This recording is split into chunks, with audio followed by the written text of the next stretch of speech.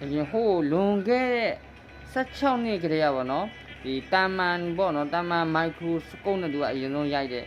ရိုက်ကူးခဲ့တဲ့ဓာတ်ပုံတွေကအစစ်မှန်ဖြစ်တဲ့အကြောင်းကို NASA ကဟိုတလောလောက်ကမှာဗောနော်ဒီကျွန်တော်တို့ကဘာရဲ့ပြင်ပမှာ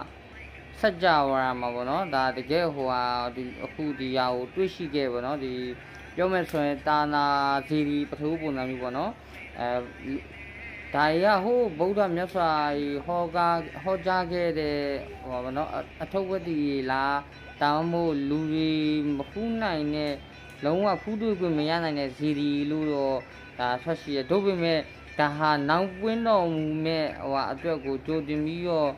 အရင်ဥတည်နေရလားဗောနော်အားရရှိဗောနော်ဒါမှမဟုတ်ကျွန်တော်တို့စัจ java အမျိုးမျိုးဗောနော်စัจ java ပြင်ဘက်မှာ